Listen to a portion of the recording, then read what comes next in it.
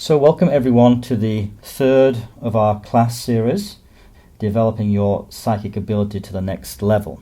Let's have a very fast review of class 2. We moved from the very important foundational work in our first class, which introduced you to one technique, and obviously there are many out there, but introduced you to a technique to energize your bi-hemispheric nature, this right brain, left brain reality that all of us exist within.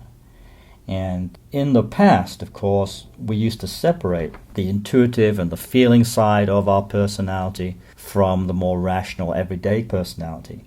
But we now know that there's a fundamental, important scientific distinction in that experience of thousands and thousands of years, that we do have two separate selves. The right brain and the left brain are basically separate individuals linked together by the corpus callosum. And we know from the research in patients who have brain damage that they literally experience a different part of their personality.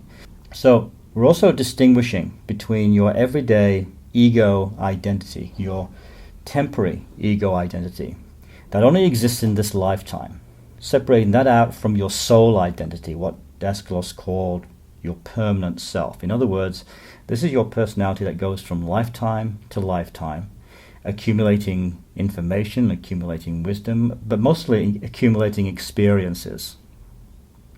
From the permanent self perspective, it's all about experience. It's all about taking your conscious self at that level of almost divine level, actually, to newer and greater heights of individuation.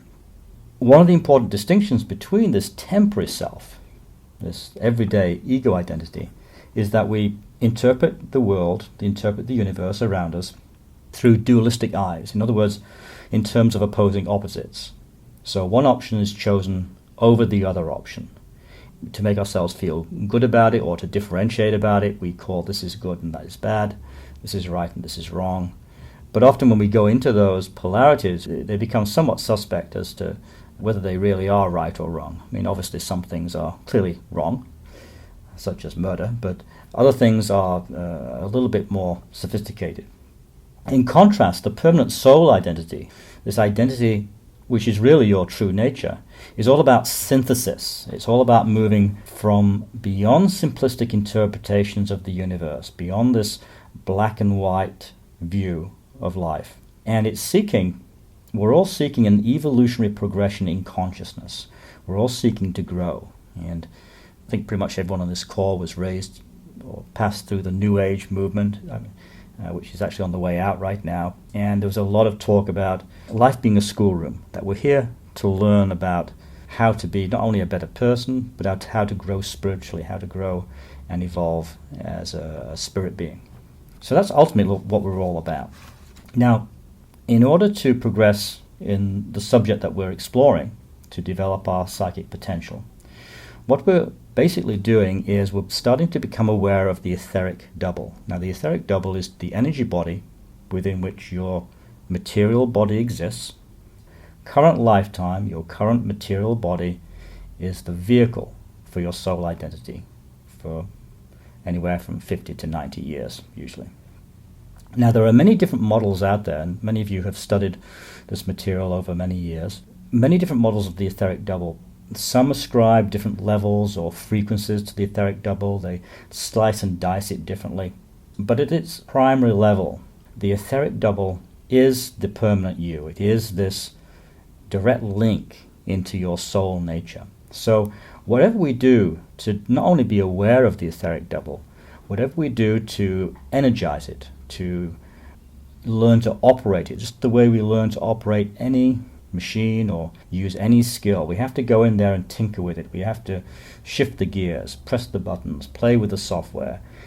Once we do that, we know our way around it and we can begin to use it the way it's meant to be used.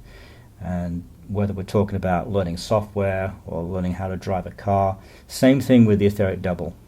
By making it conscious, and most especially by tapping into your innate knowledge of this work, and by this work I mean developing consciousness, relating it at an energetic level, The more you practice it, it's like going to the gym. If you go to the gym with the intention to getting healthy, fit, or perhaps even developing some muscle, you go through a series of exercises. You exercise with the aim to break down the muscle, which then reforms, builds new muscle, and you become stronger. You change your body.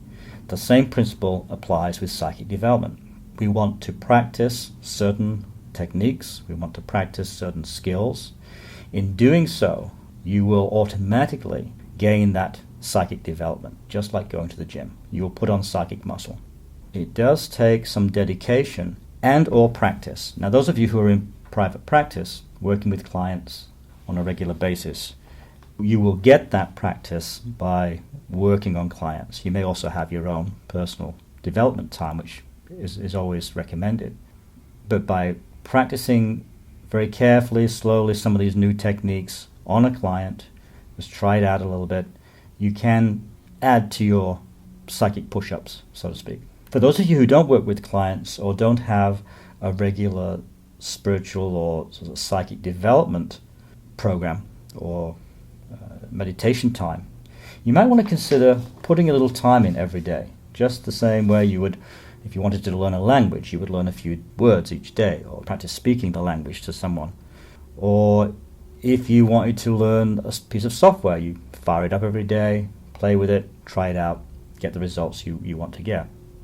Same thing with psychic development. So that's why I'm focusing somewhat on theory, but mostly I want to give you these series of very practical, very, I hope, useful exercises that you can continue to use over the next few weeks or maybe a couple of months, depending on your time available.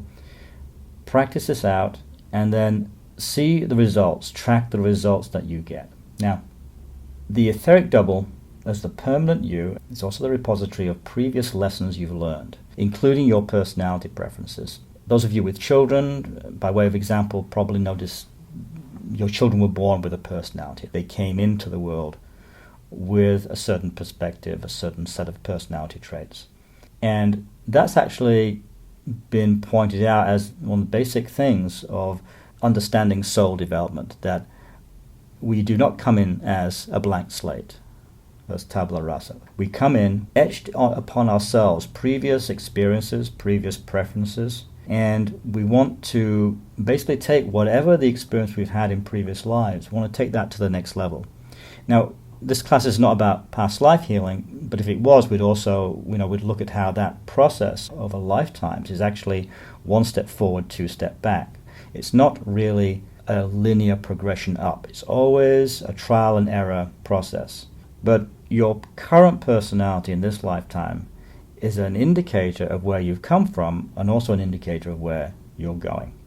By exercising your etheric double, you can become more conscious of what it is you came here to do, what your strengths are, what you long to do with your life force, with this particular incarnation. By exercising the etheric double, you are hopefully going to tap into who you are at deeper and deeper levels. Now, of course, you can make this process even clearer by doing journaling or becoming part of a study group or finding or creating for yourself a group of people and talk about what's important to you. You can use a certain focus to bring out what's latent inside you. But ultimately, we have to go to our room, the place where we meditate, or the place where we can be alone from the family, from work. Sit down and do some form of meditation, some form of private practice, spiritual practice. And that's what I'm hoping these exercises will encourage you to do, whether it's these exercises or you also add other exercises that you've learned and studied. You want to actually apply what you've learned and in a focused way in order to get the psychic development that you deserve to have. So we began at the material level of the physical body. We began at the level of the hemispheric brain development, and I'm a big fan of starting any kind of process that is building etheric energy by balancing the right brain and the left brain. And when we do our third and more advanced meditation practice today, once again, we'll start with the brain and then move into the etheric double. The other thing about hemispheric domination is it can help address our unconscious left brain dominance over the right brain, or it can be vice versa. So the left brain, the more rational, linear identity, the one that's always asking questions, the part of us that thinks that if only I ask the right question, if only I get enough information, then I'll be happy, I'll feel safe, I'll feel fulfilled. Of course, the right brain is much more about the contact. It already exists within a sense of fulfillment. It already exists within a relational connection to the universe. For the intuitive side of ourselves, it's much more about experience. The experience is what matters, because within the experience you can sift through, digest, and pull out the nutrients of whatever it is that you're trying to explore. And that synthesis, that extract of life, is what feeds your soul, is what feeds my soul. Information is only a halfway step to this sense of fulfillment that you've pulled the experience, the essence out of life, and that essence nourishes you and also can be shared with other people, which is the final part of any kind of spiritual development, is that once we have grown ourselves, once we have healed ourselves, once we have gone to this new level of psychic development, that we then find a way to share, to contribute, to put back into the system, and whether it's leaving a legacy or it's actually working directly with people. And that fulfills the soul very, very deeply, because ultimately, if we go to the deeper and deeper levels of soul identity, we're all very connected, and possibly even just one soul, different aspects of one soul. So let's move on to the new material. What I want to focus on in this class, it's a very important part of psychic development, is what happens when the brain is traumatized or shocked. In other words, the natural development of the brain, or the natural development of your conscious self, is affected by or impacted by some event or some relationship that's important, some important relationship that goes awry. The brain and the brain structures are very plastic, and we now know from research that emotional trauma, physical trauma, even mental trauma, when done over time, actually alters the brain pathways. The difference between shock and trauma is important. A shock is a one-time event to the body. So, for instance, you're in a car accident, and your body receives an unexpected and very frightening shock to the system. That shock, if not processed through, will remain as an influence in your current everyday life. But it can be worked through, and the Peter Levine work on shock and trauma is very important here. It's some great work if you want to check that out. But in a nutshell, we're looking at when the body is shocked, when we as mammals are impacted by a one-time event, it has to be processed through. It has to be moved through the cells, to move through the muscle, move through the bones, and released and reset, just like if your computer freezes and the only way to continue your work is to hit the reset button, reboot. The human nervous system is the same. Now we're differentiating shock from trauma. Trauma is shock, emotional, relational, physical, shock done consistently over time. And the most common way we experience trauma is early childhood trauma, from those of us who were raised in families or were part of families that had challenging parent setup, perhaps a parent with a personality disorder or a sibling with a personality disorder. The impact of early childhood trauma has to be dealt with in terms of your psychic development. Basically, wherever you were impacted by psychic trauma, or wherever your body was shocked and never processed that shock through, it'll put your psychic development on hold until this particular shock or trauma has been healed, has been dealt with. Now I want to talk a little bit more about that, and also about the brain structures themselves before we move into our experiential exercise. But I want to preface this with something I think is very important, which is, as painful and as often horrific shock and trauma can be to us as humans, it seems to be the way in which we evolve the best and the fastest, because the challenge of dealing with the impact of shock and trauma draws out of us our finest elements, our finest spirit, human spirit. So if we could actually eliminate shock and trauma, if we could actually eliminate danger from the world, which is obviously impossible, but if we could, we would not grow spiritually or personally the way we do when challenged by the challenges of life, by the shock and trauma of life. I'm hoping, and we have to hold this carefully because there are tremendously painful and sometimes almost unforgivable instances of trauma in people's lives. So I don't want to discount the value or the pain of that.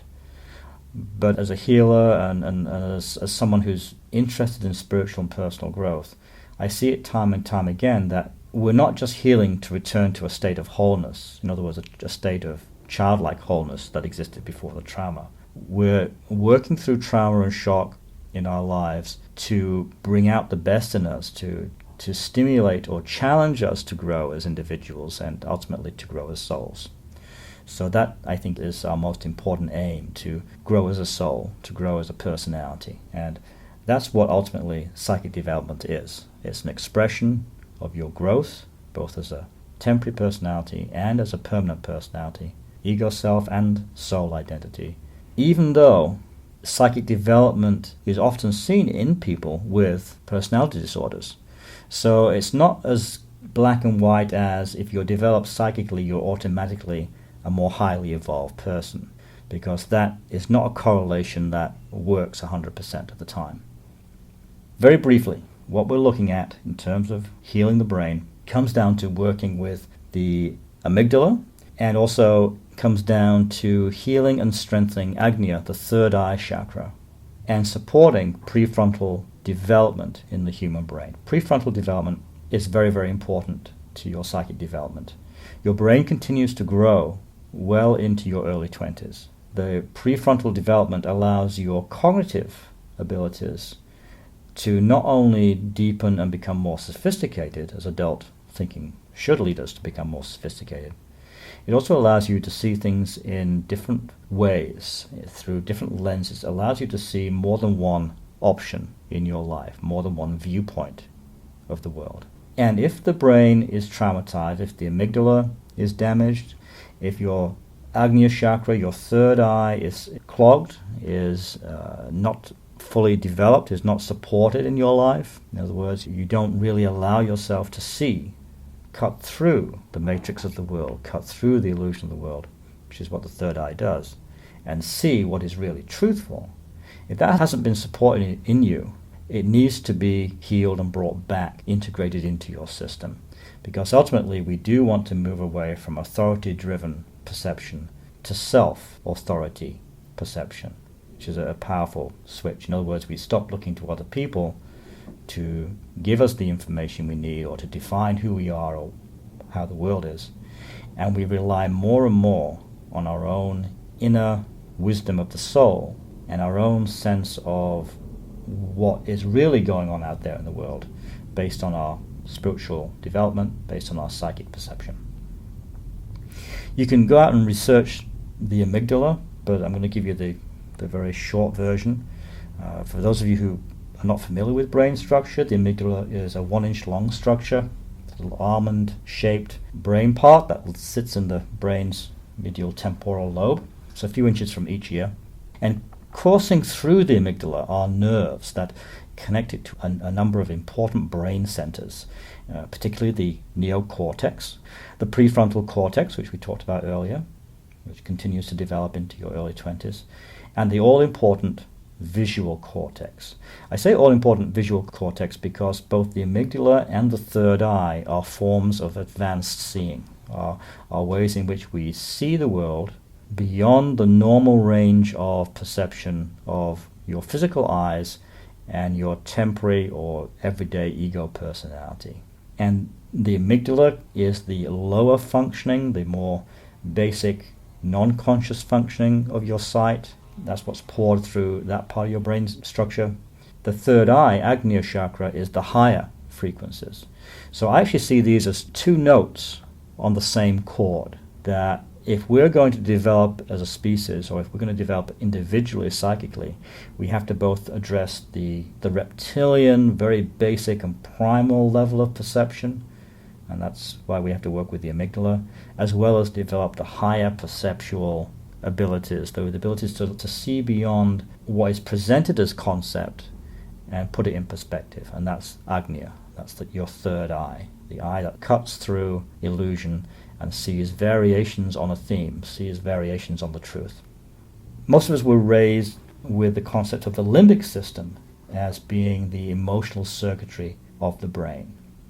And the most recent work that's been done that's very impressive is Joseph Ledoux's work, The Emotional Brain. You can go and read.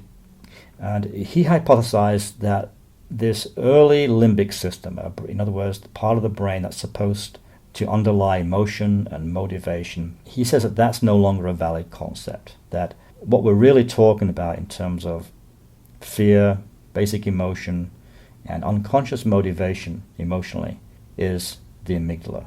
And that because the amygdala has a dual sensory input system, one of which bypasses the conscious mind, that's where our fear and our anxiety and our perception of reality gets funneled very often. So in today's healing, what we're going to do is create a ball of light that we're going to pull into the amygdala. We're going to pull it into your prefrontal lobes of your brain with the intention to either begin or continue the healing of any trauma, any tension, any impact to these brain structures. We're going to do other parts of the body too.